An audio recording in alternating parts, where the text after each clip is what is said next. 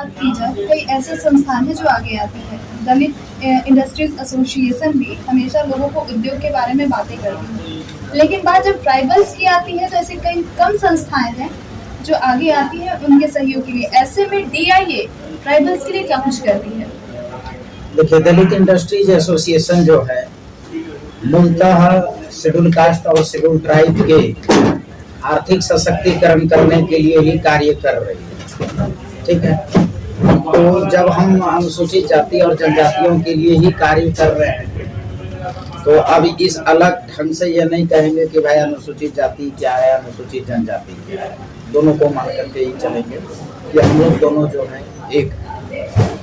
अब चलिए, प्रश्न चूंकि अनुसूचित जनजातियों से रिलेटेड है, तो अनुसूचित जाति क्या है कि वह सदैव जो है ये एक आम सामाजिक जीवन से अलग कट कर करके रहा है। वह जो है जंगलों में, पहाड़ों में वह जो है गुजर बसर करता है। तो वहाँ जो है दलित इंडस्ट्री एसोसिएशन के सामने दो चुनौतियाँ। पहला कि उनको जो है यह एक आम समाज जो है उसके साथ उसको जो है सामंजस्य स्थापित करवाना, उसको सोशलिज्म में लाना, और दूसरा है कि सोशलिज्म में लाने के लिए उसका आर्थिक स्थिति को सुदृढ़ करना। तब अचानक अगर हम चाहेंगे कि ट्राइबल को जो है जंगल से ले आए और यहाँ जो है हम कॉर्पोरेट में, इंडस्ट्री में और बिजनेस में घुसा देंगे, तो वह नहीं। तो उस चीजों के लिए हमने दो चीज कार्य उस पर फोकस किया है। पहला कि जो वन आधारित उद्योग है, कास्ट उद्योग है, हर्बल मेडिसिन है, प्लस जो है मतलब जो जंगल के उत्पाद के आधार पर जो है, तो उसमें हम उसको जो है सहायता कर रहे हैं, ट्रेनिंग दे रहे हैं और मार्केटिंग उपलब्ध करा रहे हैं। एक यह हो गया। दूसरा कि वह जो है कला और संस्कृति में जो है हमारा आदिवासी समुदाय जो है वह भरपूर रहता है, तो उसका जो हैंडीक्राफ्ट्स है, क्राफ्ट्स है, ठीक है, और गीत संगीत जो है और उसकी जो परंपराएं हैं उसको भी औद्योगिकरण हम लोग कर रहे हैं। तो एकदम बेस ग्रास रूट से लेकर कर करके इंटरनेशनल लेवल तक, जैसे उसकी कलाकृति, उसका हैंडीक्राफ्ट, तो उसको जो है पहचान दिलाना, उसका मार्केटिंग करना और घर से ला कर करके अंतर्राष्ट्रीय बाजार, राष्ट्रीय बाजार, राज्य स्तरीय, जिला स्तरीय तक उसको सब जगह जो है हम लोग पहुंचाने का काम कर रहे हैं। अब तक कितने मतलब स्टेट की अगर बात की जाए, राज्यों की बात की जाए, तो कहाँ तक आप पहुंच पाए, यानी डीआईए पहुंच पाए? देखिए, अभी दलित इंडस्ट्री एसोसिएशन बिहार, झारखंड, उड़ीसा, पश्चिम बंगाल, उत्तर प्रदेश, मध्य प्रदेश, छत्तीसगढ़, हरियाणा और राजस्थान में अभी वर्तमान में यह जो है कार्यरत है। कितना चैलेंजिंग होता है ये? देखिए, चैलेंजिंग क्या, यह तो एक शौक है ना। जैसे आजादी से लेकर के अब तक हमारा समाज जो है वह तो हाशिए पर रहा। आज जो है लगभग लोगों का विकास हो गया, लगभग सभी जो है औद्योगिकरण करने में जो है मशगूल रहा, लेकिन हमारे लोगों को जो है उस चीजों से वंचित रखा गया। सिंपली एक आरक्षण जैसा लेमन जूस उसको थमा दिया, बेचारे उस आरक्षण में मशगूल रहा, नहीं उसको कोई बताने वाला था, नहीं कोई समझाने वाला था। लेकिन हम लोगों ने जब से डीआईए, अगर आप जो है अनुसूचित जाति जनजाति का औद्योगिकरण सोचेंगे तो वहां जिस प्रकार जो है हम लोग बीसी और एडी बोलते हैं ना, कि बिफोर क्राइस्ट और आफ्टर डेथ बोलते हैं तारीख में, तो उसी प्रकार जब जब जो है भारत में अनुसूचित जाति और जनजातियों का आर्थिक सशक्तिकरण और औद्योगिक विकास की बात होगी, तो वहां जो है बिफोर डीआईए, आफ्टर डीआईए होगा। तो बिफोर डीआईए जो है अनुसूचित जाति जनजाति के पास कोई ज्यादा विकल्प नहीं था। उसके बाद सिर्फ आरक्षण, आरक्षण से इलेक्शन लड़ना है, आरक्षण से सरकारी नौकरी पाना है। लेकिन जब डीआईए आया तो आफ्टर डीआईए अब अनुसूचित जाति जनजातियों के पास तीसरा विकल्प है, वह है उद्योग और व्यवसाय का। तो जहां सवाल है कि चैलेंजिंग का, तो हम लोग इसको चैलेंज नहीं, एक जिम्मेदारी के रूप में लिए हैं इस चीजों को, कि हम जिम्मेदारी लेते हैं उसका। जैसे बाबा साहब भीमराव अंबेडकर ने जो है सामाजिक न्याय का जिम्मेदारी था कि अपने दलित समाज को, अपने आदिवासी समुदाय को जो है एक देश का नागरिक का पहचान दिलाना है, तो ये उनका जिम्मेदारी था।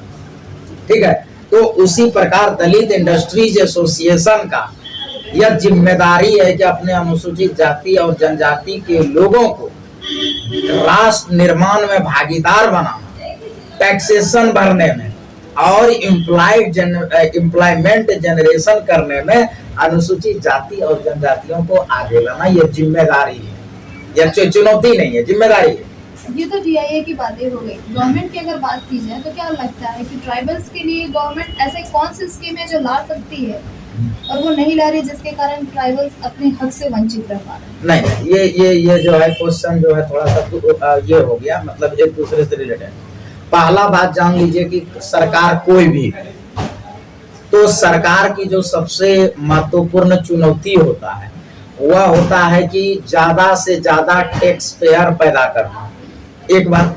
दूसरा कि ज्यादा से ज्यादा एम्प्लॉयमेंट जनरेशन करना, यह सभी सरकार की जिम्मेदारी है, चुनौती होता है। और यह सभी जानता है कि उद्योग वाणिज्य और व्यापार के माध्यम से यह चीज होगा।